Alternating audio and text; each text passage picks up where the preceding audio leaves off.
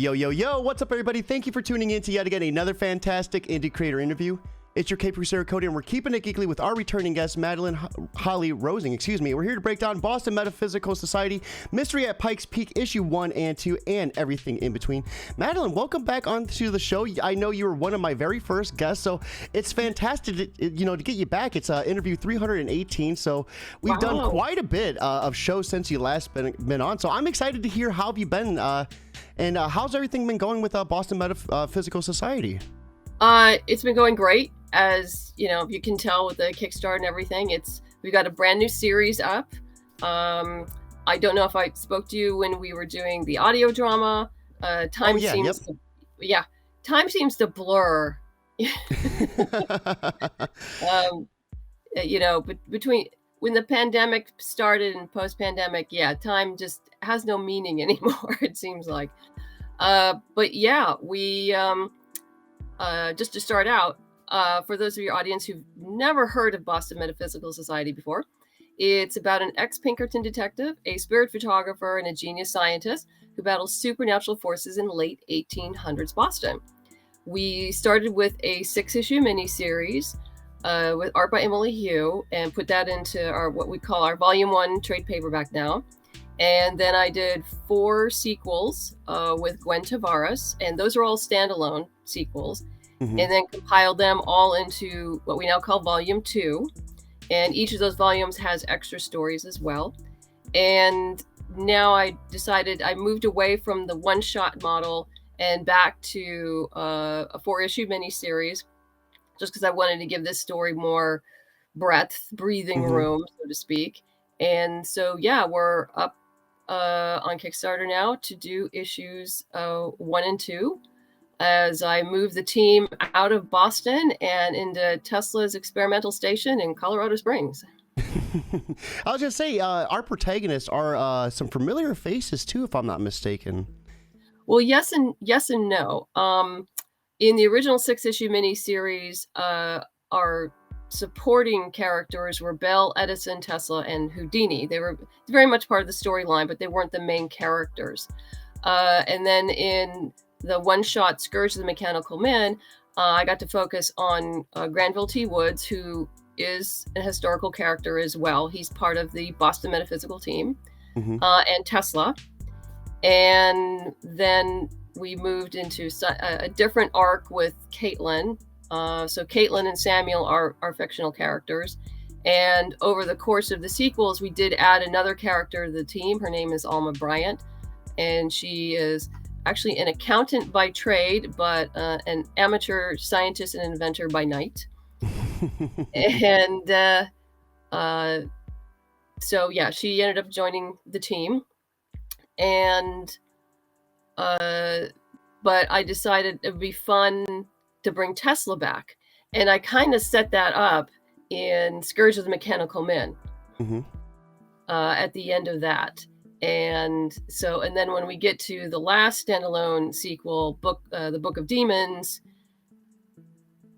basically the team, the 2 women, Caitlin and Alma, are wanted for sedition, and so they got to get the hell out of Dodge. and Tesla owes Granville and the team, he owes them, quite frankly, for his life. And so Granville calls in his markers, and they're on their way by airship. That's so awesome. We have our good friend Ichthus stopping in over on YouTube saying, "What is up? Welcome to the stream. I hope you're having an awesome day, Ichthus." So how does it feel to be playing with all these, these different properties and creating your new IPs alongside with them? Like, this sounds like it's such a fun universe to create. It is. It's the Boston Metaphysical universe is huge. And I have been asked, like, do you ever see an ending here?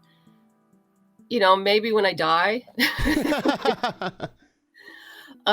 But there's always a potential for spin-offs with any of the characters, which is one of the reasons why I did the one-shots, because then I could just focus on just 1 or 2 of the main characters, which I really enjoyed. And then I just felt it was like, it's time to bring Tesla back. Like, this would be fun. And So he's here for the period of Mystery at Pikes Peak, and then we move away from him. But the story is never about these particular historical characters. They're what I would call, major supporting characters. Mm-hmm. But it's always essentially about Samuel, Caitlin, Granville, and now Alma. So you recently dove into doing the audiobook reading as well. How did that end up going for you? Well, it's actually an audio drama. It is audio drama. Yes, an audio drama called Boston Metaphysical Society, The Ghost Ship. It is a full cast, special effects, original music, about 4 hours long, 8 episodes, and it is also being offered in CD and download form in the Kickstarter, as well as an add-on, and in a couple reward tiers. Mm-hmm. But we produced that during the pandemic, and if anyone ever tells you that producing is glamorous, they're lying. So that's like its own type of content within itself. Like that's its own like standalone story. Yeah, that is a standalone story. Wow, that is so cool. And it takes place during the time period of the original 6-issue miniseries. So you just get our 3 original characters. I did that for budgetary reasons. Mm-hmm. Because there's only so many actors I could hire. I mean, we had 12 different actors on board, so they were wonderful. They were amazing. So what goes? Oh, sorry. Go ahead. What goes into producing one of these? Yeah, I was about to say, because with a comic, you can read it. You can, you ultimately as the writer, alongside with your artist, can really paint that visual for the reader. But for a listener, like, how do you hit all those different senses? Well, I was very fortunate in that I brought on to the team Eddie Louise and Chip Michael, who are the creators and producers of an audio drama called Sage and Savant, which is a steampunk time travel, and they did that for 4 years. Oh, that's And in cool. fact, I blame the audio drama on Eddie Louise because she says, "This is perfect. You need to turn this into an audio drama." And I said, well, "I'll only do it if you and Chip help me." So I put them under contract, and I learned a ton from them. Mm-hmm. I mean, I understand how to produce as far as the admin, because I handled all the contracts, I handled the casting, scheduling. I mean, that's the glamorous part, is like making sure everybody shows up on time. And but Chip was amazing. He wore many hats. He was the audio engineer, he was the director, and the composer. So I learned a ton from him. And initially, I wanted to direct at least a couple of the episodes, but realized I didn't quite have the skill sets yet to do that. So I shadowed him and learned an amazing amount. And he also has a process within the audio drama in recording that others don't. As I learned, often what they do in the industry is they hire on a voice actor, they send them the script, the voice actor does like 3-4 takes, submits it, they may have to do some retakes, but that's it. There's no real interaction. But what we did, and Chip's process was, we first got on to, once everyone was hired, we finalized everybody, we got onto Zoom and did 2 read-throughs. We broke it up into 4 weekends, so it's like 2 episodes per. And we do 2 run-throughs with all the actors, and we give them notes and directions. And then we'd move from Zoom, and everyone could see each other, so they could respond to one another. Sounds like such a cool experience. Yeah, it was, and it was. The actors loved it too, because also, like I said, this is in the middle of a pandemic. No one was seeing each other, so they all made friends. And then we went to Zencaster, and then just did one all the way through. And then Chip would take that recording and pull out the individual voices, like Emily who did Caitlin. He would pull out her voice and send her that track, so she could listen to the other actors and then respond in the spaces where her lines were at. That's pretty And smart. which was great because she had something to act off of with. Mm-hmm. And even then they would send in, 3-4 takes.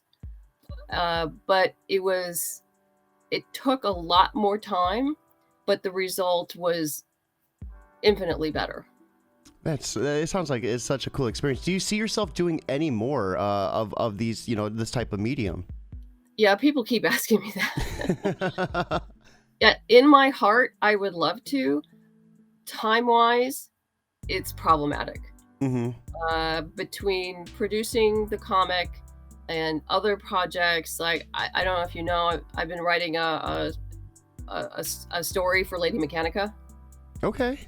Yeah, so I submitted all that to Joe and Marcia actually before we launched. So congratulations, that's awesome. Yeah, thank you. That was so much fun. They're a joy to work with, absolute joy to work with. And for me as a writer, it was wonderful to be able to go like, here, Joe, now you guys go produce. I can walk away now.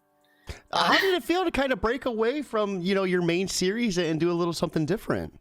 Oh, I actually love it. I've done a number of anthologies, comic anthologies, where I get to go play in somebody else's sandbox, their own IP, and I really enjoy that because it refreshes my brain. Yep. Creatively, it's a wonderful thing, and so yeah, if I have time, it's a matter when people approach me and say like, oh, I'd really like you to do this short for this anthology. It basically has to be timed just right.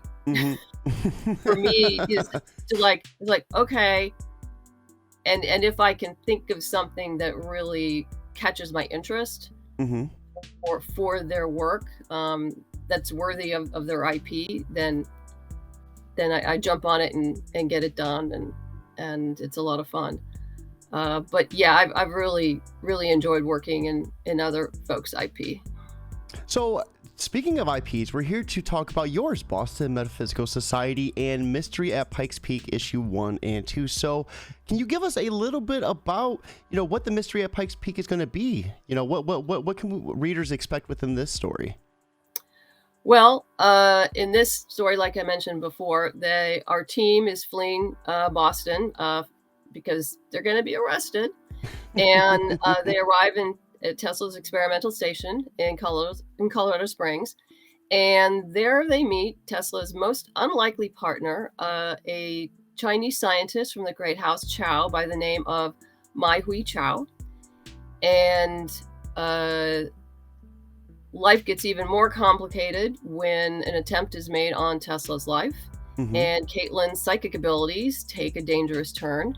And now they got to figure out who's trying to kill Tesla and what Caitlin's visions are trying to tell her before anyone else dies. Ooh, this is one heck of a mystery. We have CM Holy over on Twitch joining us as well. Welcome to the stream, Chris. Hope you're having a fantastic time. Here is the link to the Kickstarter for everyone that is watching. Be sure to back this today. If you're unable to back, simply putting this on Facebook and Twitter helps just as much. Word of mouth is 100% free, and getting as many eyes on this as possible is what we're trying to do. So you have some gorgeous covers for these issues. Can we talk a little bit about the cover artists involved? Absolutely. Angela Wu is doing our main cover art for all four issues. And if you take a look at the Kickstarter page, they come up right at the top. I go through so many portfolios, and there's so many people they're just brilliant, but finding just the right tone, something I can't even verbalize what I'm looking for, but that it will fit for the Boston Metaphysical universe. And so I saw some work that Angela had done for Ray Chow for Skies of Fire. He does the Mythiopia, and I'm going like, this is interesting. And I wanted to go outside of the box a little bit. We're doing a number of new things in this Kickstarter that we haven't done before. And so Angela's fairly new, but she has knocked these out of the park. Mm-hmm. I mean, they're just tremendous. And then I got for our variant covers, because the variant covers this is the first time we've done variant covers, and also metal covers, which are just about Ooh. gone. And I got Rio Burton on board for the variant cover for number Mm-hmm. 1, and Steph C for the variant cover for number 2. And I couldn't be happier. They really brought their A game to the series, and I'm so pleased. I think right now would be a perfect segue. Let's go ahead and pull up the Kickstarters. We had those the variant covers and the main cover on an image slideshow next to us, but let's pull them up a little bit larger and get a better idea of what they look like. So speaking of Kickstarter, we were talking backstage, and you said you were doing some things different this time around. So you mentioned the variant covers and the metal covers. Is there anything else that you're trying to kind of just see, what works and what doesn't? The fact that we're doing 2 issues at a time, and not doing either a trade or a standalone, that's a little different. We haven't done that before. So people will be getting issues 1 and 2 with this Kickstarter.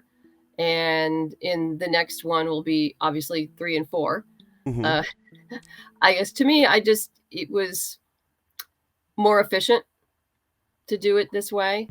And issue 1 is completely done. I'm actually proofing it right now. I mean, the lettering's done. That's in pre-press. So I'm making sure everything's, the I's are dotted and T's are crossed, so to speak. And Elizabeth is currently working on number 2. And fortunately, our colorist is coloring as soon as the pages come in. So hopefully there won't be, too much of a delay. Hey, and hopefully if this method works, maybe you will get a little bit more time for those audio dramas. Like maybe it'll kind of free up some of that schedule for you. Oh, that would be nice. Except I already have other things that need to be done before that. Hey, not a bad thing though. Real quick, can we shout out the creative team that's involved with Mystery at Pikes Peak? Absolutely. Angela Wu is doing our main covers. Elizabeth McKedza is our interior artist, and Katie Brown is doing the coloring, and Troy Pateri is back to do the lettering. Troy has been with me since the very beginning, and I hope he's with me forever. That's awesome. We are looking at Boston Metaphysical Society Mystery at Pikes Peak, issue 1 through 2. Fleeing arrest, the team arrives at Tesla's experimental station to face a dangerous turn in Caitlin's abilities and a murder plot. Currently at $17,379 of an $8,500 goal, with 566 backers and 20 days left to go. With Project We Love. Congratulations on this. This is awesome. So, 10 days into this, how do you feel that 1 to 2 issue, is going for you compared to the other ways you ran Kickstarters? It's going well. It's solid. I'm overall pleased. Hey, we made our funding goal, so I'm never, I'm never going to complain with that. I mean, I have my own personal goals, which I'll keep to myself. But no, I'm very happy with the way it's going. That's awesome. So let's go ahead and scroll down and check out some of these stretch goals. So stretch goal 1, you have 6 amazing digital comics. Stretch goal 2, 2 fabulous new Boston Metaphysical Society magnets. And then stretch goal 3, 6 outstanding digital comics from indie creators. And we'll scroll down and check those out as well. But here is cover A. So absolutely gorgeous. I love Angela's style on this. This is without a doubt like just magnificent right here. So who are we looking at on this cover? You're looking at Granville T. Woods, who is the historical figure I'm talking about. In the center is Caitlin O'Sullivan, our medium and spare photographer. Then Samuel Hunter, our ex-Pinkerton detective. And then Alma Bryant, who is our newest team member. I love like the textures like within the clothing and like around them too. This is just beautiful. Yeah, she has a very interesting style. I did, in previous with Emily and with Gwen, I always had a very specific idea in my head of what the covers would be. And with the 3 artists that I worked with, I gave them the background material and broad strokes, and then I just let them go. And then they came and gave me sketches, and we would talk about it. But yeah, Angela and I have had many an in-depth conversation about this, which has been absolutely great because she totally got the unit. She totally got everything about Boston Metaphysical. And so it's been very easy having conversations with her and, narrowing down what covers should be like. And it's been a wonderful experience. And then here's the other one as well. This is gorgeous too. So this is Caitlin? Yes. Yeah, So, the four covers pretty much are going to focus on the individual main characters. So what's going on in this cover? I love like these little silhouettes of hands. This is gorgeous. Yes, those are the mechanical hands. They're the ghostly mechanical hands that once you read the comic, it all makes sense. That is awesome. And then some interiors right here too. So I was always a fan of how the interiors of your books look. They're just so gorgeous. I love like the older, feeling to them as well. Yes. Yes. These are gorgeous. So this is the airship that they travel by? Yes. Yeah, that's awesome. And I love it's a big helium balloon too. I mean, it just fits the era perfectly. Well, speaking of that, like what kind of goes into this? Like, do you have to do like a lot of research to kind of make sure you're hitting like the historical era, like on the mark? Yes. I mean, this is alternate history. It is fiction. There's totally fiction. But I wanted it to have the look and feel of the late 1800s, with a steampunk bent to it. And so yeah, a lot of research. I grab images just for inspiration purposes for my artists, so they don't have to do it themselves. And when I send the script, it's okay. Here's pictures of airships from the time period and cars from the time period and what Colorado Springs looked like during that time period. I mean, all of that. And you'd be surprised how many electrical poles and wires were all over the place in Colorado Springs in the late 1890s. That is the cover of Volume 1 by Roberta Ingranata. And that collects the original 6-issue miniseries by Emily Hugh, plus a bonus story. And I want to say when we talked, it was for Volume 2, if I'm not mistaken, when you were doing the Kickstarter for that. Yeah, that's a cover by Marguerite Sauvage, and that compiles all 4 of the standalone sequels, plus also a bonus story with art by Roberta Ingranata. And if you're not familiar with her, she's currently doing Doctor Who for Titan Comics. Wow, that's so awesome. So let's take a look at some of these variant covers as well. You have That issue one- 1 variant. This is gorgeous. Yes, that's by Rio Burton. She did a beautiful job. I love the electricity, like kind of just like engulfing her. Yes, which makes sense when you start reading.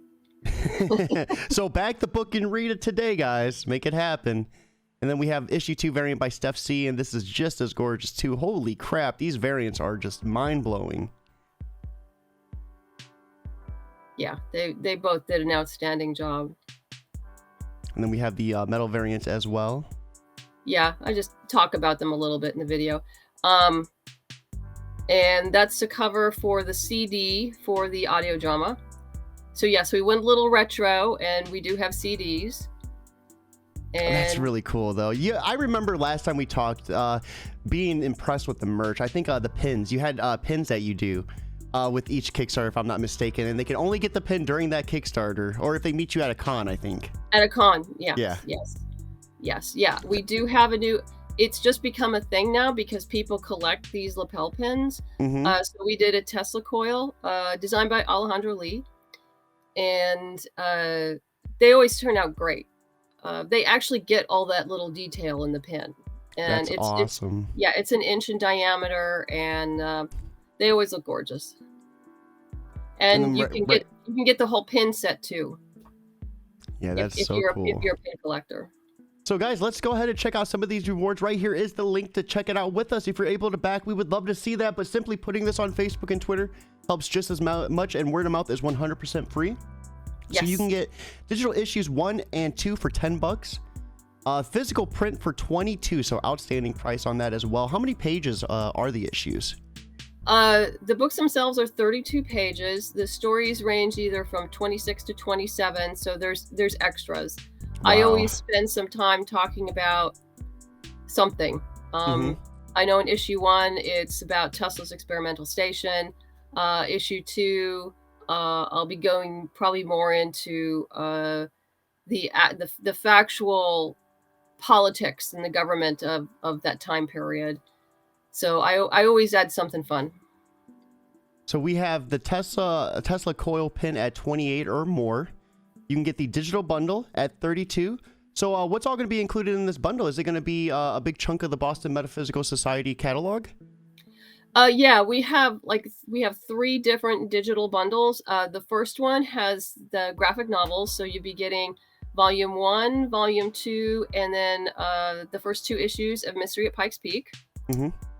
The next one includes the prose, so you'd be getting all of the graphic novels plus the novel and the anthology.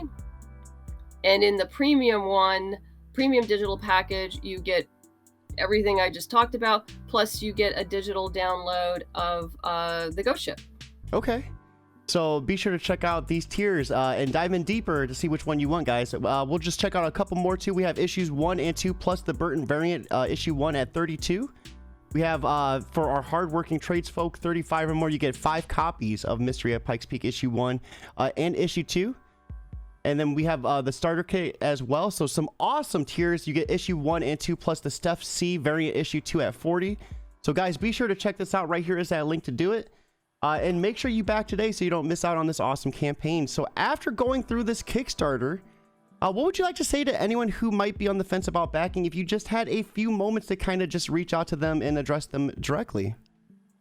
I would say if you love mystery, science fiction, little steampunk bent, and particularly historical fiction or alternate history with a character-driven story, this is for you. Plus the fabulous art. It's all beautiful. It's gorgeous. It is gorgeous. And it's one heck of a long-running series too. How long has this been going on for? I was reminded last year that 2022 was our 10th year anniversary. Congratulations. That is so awesome. And that's you have put out such a large amount of work in 10 years too. It is remarkable. You always think you can do more. And then it's like, maybe not. Yeah, maybe I need to take a little vacation here sometime soon. Yes, vacations are good, sleep is good, all of that. So we've come to one of my favorite parts of the show where I get to ask you for a little bit of advice for anyone who might be new out there and maybe interested in running a Kickstarter of their own. So for anyone who's out there looking at doing it for the first time, what would you say the biggest piece of advice you could offer to them would be? You know, maybe if you can go back to yourself for your first Kickstarter, what would you say to yourself? Work more on your pre-launch preparation. That's going to be the foundation of your entire Kickstarter. So, one, make sure you probably want to buy my book called Kickstarter for the Independent Creator. The second edition with the green has the green cover, not the brown cover. You'll find both at Amazon, so some people get confused. But you want the green cover, and it'll talk about putting together a mailing list, Facebook strategy posts, campaign pre-launch strategy, campaign strategy. You need to get all your ducks in a row. And first time out, have what I call a modest goal, funding goal. And you might want to have, if it's a comic in particular, have it mostly done, so people don't have to wait for it, and then fulfill immediately. Start building that track record so people can depend on you to finish what you start. Absolutely. And for everyone watching, make sure you go to Amazon. You said, what was the title and the color of the book they should look for? Oh, it's called Kickstarter for the Independent Creator, and you want the second edition with the green cover. And we're going to update the description of this video later on today to make sure you can click down there and click it so you don't even have to search for it. We'll make it that much easier for you. Madeleine, thank you so much for swinging by and breaking down this awesome new book. This was an awesome chat. Everyone watching, I hope you all have a fantastic Saturday. But most importantly, guys, keep it geekly.